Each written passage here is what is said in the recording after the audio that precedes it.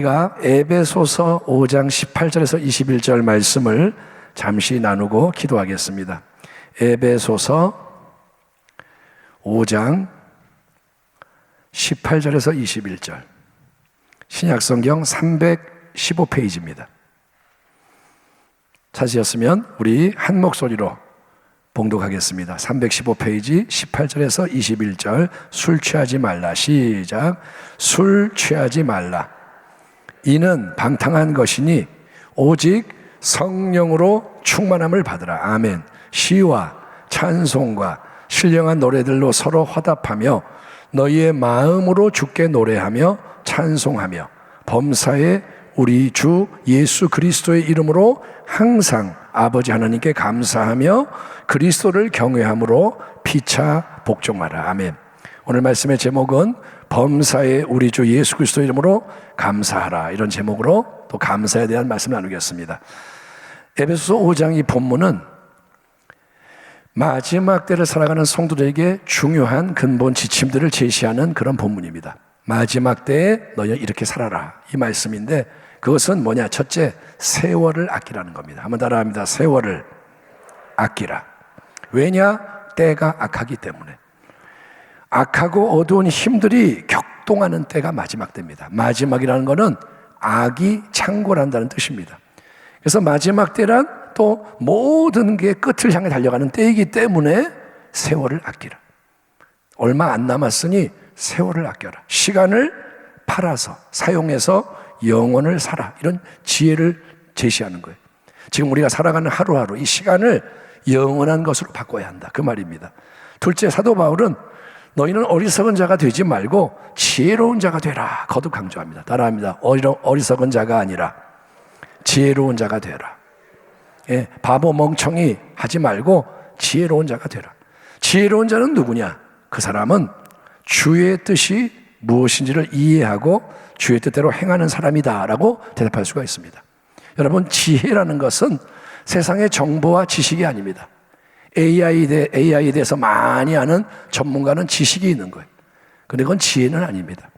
지혜는 뭐냐면 하나님의 뜻을 아는 것, 그리고 그것을 행하는 것, 그게 영원히 남는 지혜라는 거예요. 아멘. 지금 이 상황에서 하나님 뜻이 뭐냐, 이걸 아는 게 지혜라는 거예요. 세 번째, 사도 바울은 이 세상의 풍조, 세상의 술에 취하지 마라. 그러니까 단순히 술 먹지 마, 이 뜻이 아니라 세상의 풍조에 취하지 말고 그 대신에 성령의 충만을 받으라 라고 말합니다. 이거는 한번 받으라는 얘기가 아니라 성령 충만의 상태를 유지하라는 거예요. 아멘. 여기 컵이 채워졌는데 물을 이렇게 마시고 나면 비어요. 그럼 빈 채로 두는 게 아니라 계속 채워져 있게 하라는 겁니다. 유지를 해라. 예? 성령님은 우리 하나님이 예수를 믿는 자에게 주시는 새 생명의 영인 거예요. 예수를 믿는 자에게만 성령을 주시는 거예요. 아멘. 그래서 그 성령은 누구냐? 은혜와 진리의 영이요. 아멘 합시다. 아멘. 성령은 거룩함의 영이요. 아멘. 성령은 사랑의 영이요. 성령은 능력의 영, 권능의 영. 아무튼 우리 하나님의 모든 충만한 좋은 거, 영원한 거, 예수께서 십자가와 부활을 통해 이루어 놓으신 모든 것을 우리에게 실제가 되게 만드시는 보혜사, 영원히 우리와 함께 하시며 우리를 도와주시는 하나님의 영, 그분이 성령님인 거예요. 아멘. 우리의 백은 하나님이고, 아멘. 예수님이 우리의 능력이고 성령이 우리를 도와주시는 거예요. 도와주신다. 예. 그 성령님을 그러니 항상 인격적으로 여러분 인정하고 환영하고 신뢰하고 의지하고 사랑하는 주의 백성이 되기를 축원합니다. 따라합니다. 성령님 의지합니다. 성령님을 자꾸 의지하라. 그게 뭐냐? 성령님을 인격으로 대하라는 거예요. 함께 하시니까. 아멘. 그렇잖아요. 누가 내 옆에 있는데 쳐다보지도 않고 말도 안 해. 그러면 이 사람이 불편해. 그런 경험 없습니까? 같이 있는데 쳐다보지도 않고 말도 안 해. 그러면 이 사람이 이게 뭐야? 나한테 왜 이래? 이렇게 되잖아요. 성령님이 인격이신데 성령님을 생각도 안 하고 부르지도 않고 의지를 안 하면 성령님이 슬퍼하시는 거예요. 성령님을 여러분 인정하시기 바랍니다. 아멘.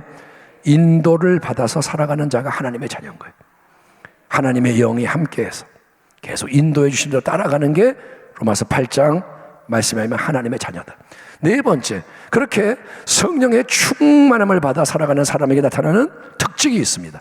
성령 충만의 특징이 뭐냐? 첫째는 찬양 충만, 둘째는 감사 충만, 셋째는 복된 관계의 충만. 아멘. 따라합니다. 찬양 충만, 감사 충만, 관계 충만. 더 많지만 근본적으로 중요한 게 뭐냐? 성령이 충만하면 찬양이 자꾸 나오는 거예요. 같이 모여, 성령 충만한 사람이 모이면 세상 노래 안 부릅니다. 찬양하는 거예요.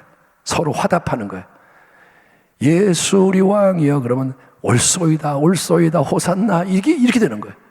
성령 충만하면 감사가 나오고, 성령 충만하면 관계가 예수 안에서 다 온전해지는 줄 믿습니다.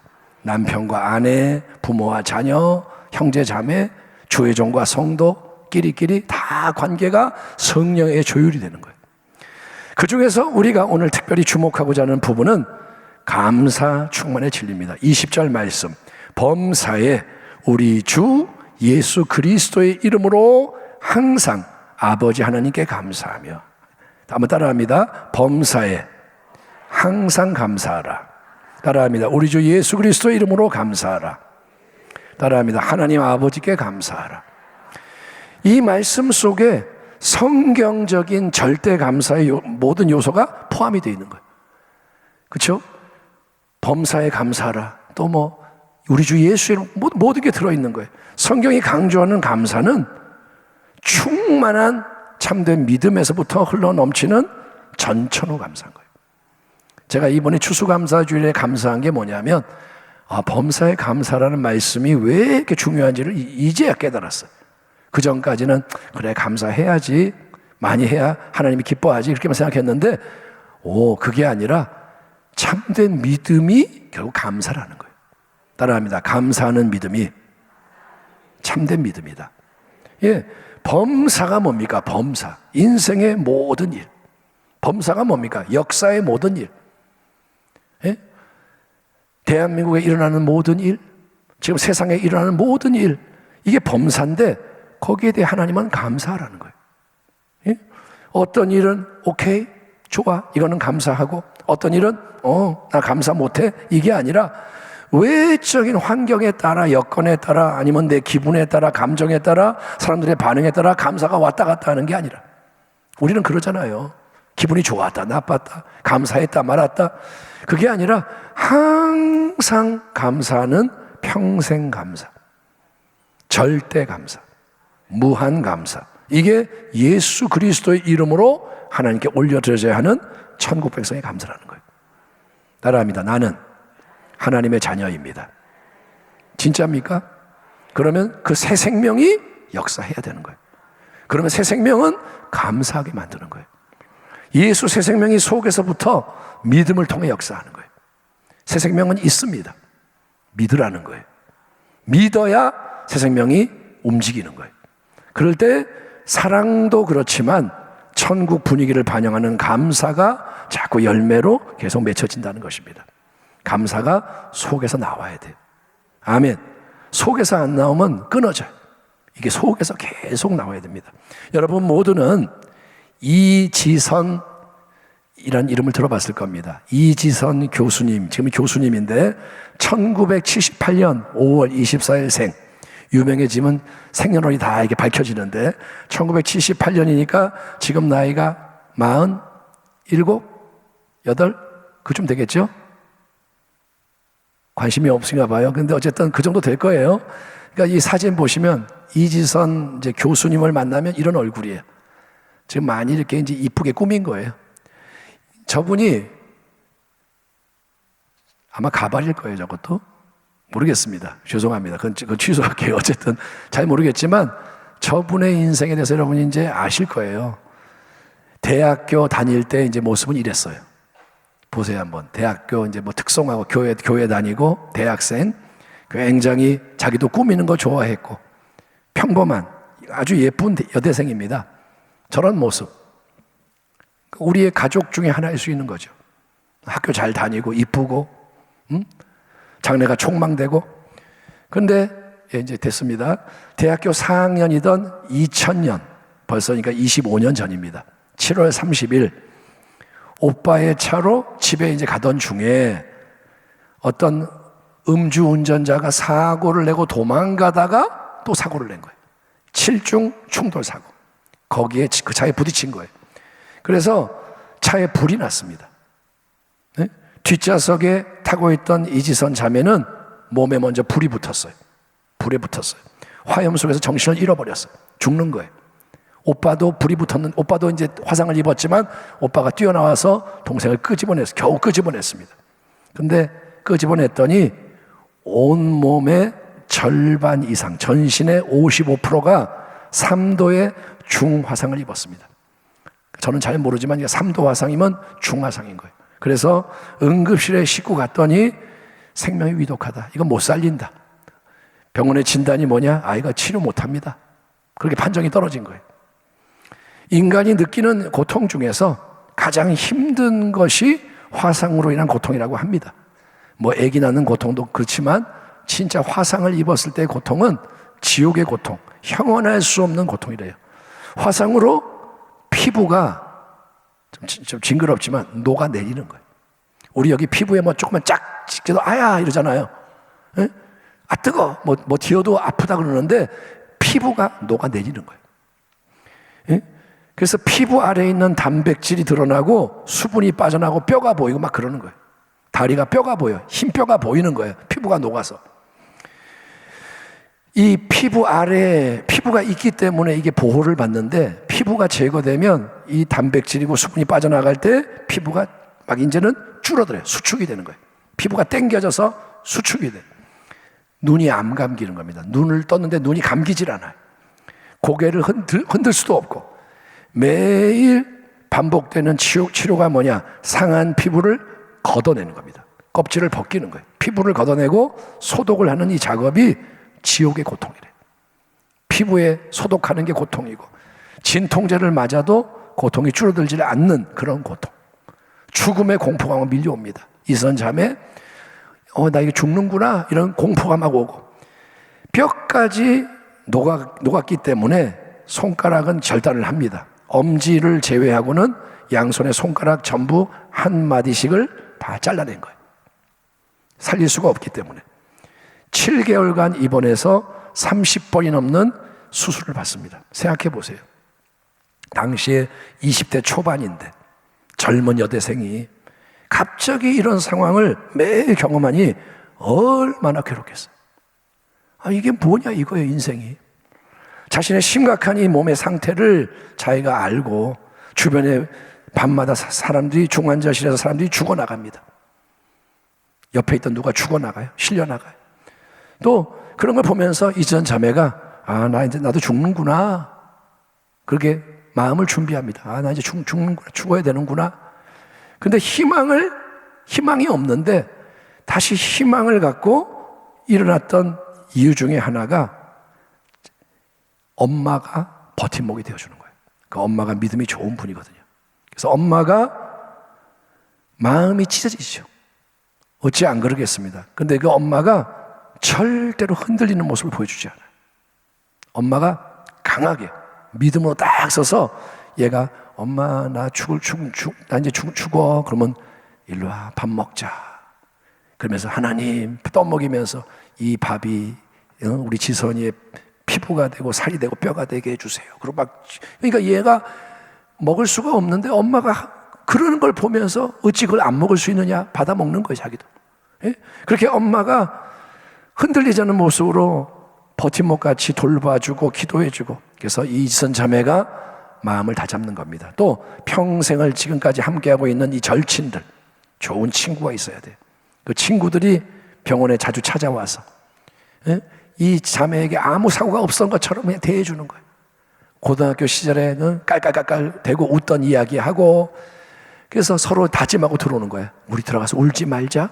그리고 들어가서 밝은 모습으로 막 용기를 주고 그래서 그런 게 도움이 됐대요. 그런 지옥 같은 상황 속에서 이지선 씨가 살기 위해 딱 처음으로 선택한 게 뭐냐? 바로 감사입니다. 나 감사해야겠다. 살아야겠다. 따라합니다. 이제 살아야겠다. 딱 너무 죽는 거예요. 마음을 탁 놓아버리면 죽는 거예요. 근데 이선 자매가 나 살아나야겠다. 나 살아야겠다. 이 마음을 먹고 제일 먼저 삶의 태도를 감사로 바꾸는 거예요. 아멘. 따라합니다. 감사는 생명과 직결된다. 거기서 그냥 살면 죽는 거예요. 근데 나 살아야겠다. 이제 감사해야겠다. 이걸 깨달은 거예요. 그래서 매일 하루 한 가지씩 감사할 것을 찾아내려고 노력을 합니다. 여러분, 이지선 자매의 상황이라면 감사할 게 있을까요? 아니, 뭘 감사하냐 이거예요. 근데 뭘 감사하느냐? 잘라낸 손가락이지만 내 힘으로 숟가락질을 할 수 있게 된 거. 아멘. 자기가 남이 떠주는 거 먹다가 손가락을 어디 껴가지고 밥을 처먹은 거예요. 그거 감사. 엄지 손가락이 남아있죠. 그걸로 환자복 단추를 채우던 날 감사. 단추를 자기가 엄지손가락으로 채웠어. 감사. 몇 달 침대에만 누워있다가 처음으로 일어나 걸음을 걷게 된 것 감사. 그 다음에 몇 걸음을 더 걸을 수 있어서 스스로 화장실을 갈 수 있었던 것 감사. 계단을 오르게 된 것, 내리게 된 것 감사. 문고리 잡고 문을 열 수 있게 된 날 감사. 그렇게 매일매일 감사를 하는 거예요. 감사할 것이 없는 날도 있어요. 그때는 자기 몸에서 유일하게 씻을 수 있었던 곳인 발, 그 발을 쉴 수 있음에 감사. 목소리를 들을 수 있음에 감사. 그렇게 필사적으로 습관처럼 하루에 한 가지씩 감사할 것을 찾아내고 버티는 거예요. 하루에 한 가지씩. 그렇게 자꾸 감사하다, 감사하다 생각하며 입술로 감사합니다 말하다 보니 맞아. 그래. 오늘도 작은 변화가 있었어. 그래. 내 삶이 멈춰 있는 게 아니야. 내일이면 또 다른 감사거리가 생길 거야. 이런 희망이 생기기 시작했다는 거예요. 아멘. 희망이 있으면 살아나는 거예요. 도저히 희망을 이야기할 수가 없어요. 예? 조금만 딴 데 보면 다 절망이에요. 근데 이 상황에서 감사의 눈으로 자기를 바라보니 전에는 보이지 않았던 것이 눈에 들어오고 전혀 생각할 수 없었던 것들이 생각이 되는 겁니다. 너무 당연해서 그것의 가치를 전혀 느끼지 못했던 것들이 얼마나 소중한지가 깨달아지는 거예요. 무슨 얘기냐? 손가락 한마디 한마디가 얼마나 소중한지. 여러분 자기 손 보세요. 이 손 한마디 한마디가 소중한 거예요. 손톱 하나하나가 얼마나 유용한지. 손톱이 있고 없고의 차이가 큽니다. 속눈썹이 없어지고 나니 이마에서 땀이 나면 그게 눈으로 그대로 들어가는 거예요. 눈썹이 없으면 그대로 땀이 들어와요. 지금 우리는 눈썹이 있기 때문에 몰라요. 땀이 안 들어와요. 이렇게 비껴가는 거예요.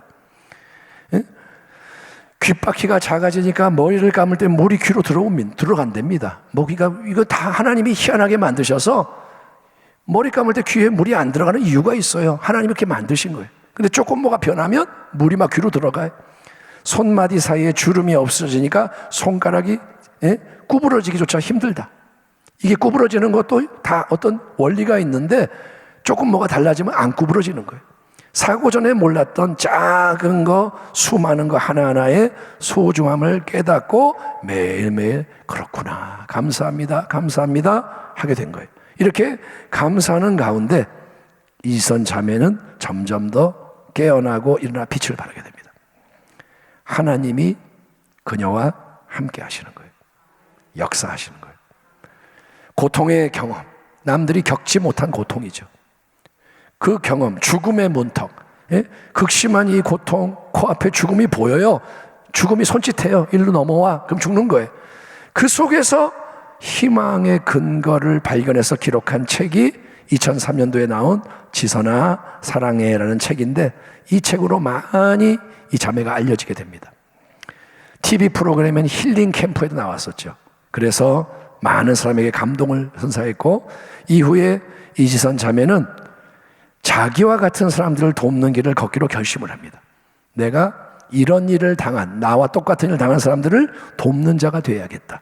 그래서 천국 가신 하용조 목사님을 만나서 미국에 가서 공부할 수 있는 기회를 얻게 됩니다. 캘리포니아 대학교 로스앤젤레스 캠퍼스 UCLA 사회복지학 박사 학위를 취득합니다. 12년간의 고단한 유학생활. 일반 사람도 박사학위 미국 가서 따기 쉽지 않아요. 근데 그런 몸으로 정말 치열하게 얼마나 힘들었겠어요. 박사학위 마치고 돌아와서 2023년 3월부터는 그녀의 모교인 이화여자대학교의 사회복지학과 교수가 돼서 강단에서 지금 교수로 사역을 하고 있고, 그녀는 작가고 강연자고 홍보대사고 많은 사람에게 선한 영향을 발휘하고 있습니다.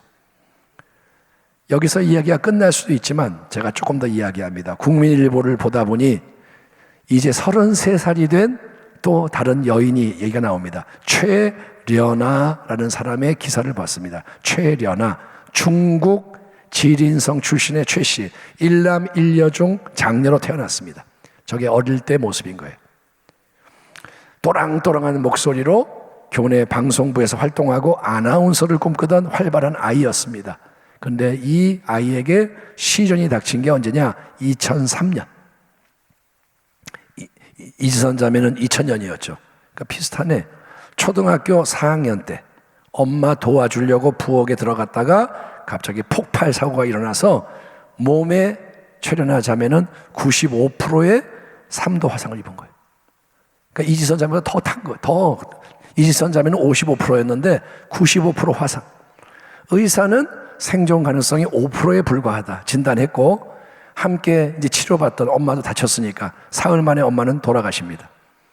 그래서 이 최 씨의 상처난 피부, 고름이 흐르고, 그러니까 우리는 이 피부가 있는 게 얼마나 귀한지를 모르는데 상처가 나니까 고름이 흐르고 살갗이 짓무르고 통증이 이어지고 그 죽은 피부를 벗겨야 되는데 이 드레싱 치료가 지옥의 고통이래요. 피부를 벗기는 이 고통이 어마어마하대.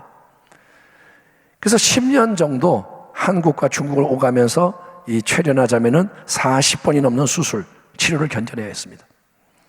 그녀에게 여러 천사 같은 사람들이 대가 없는 사랑과 도움을 줬습니다.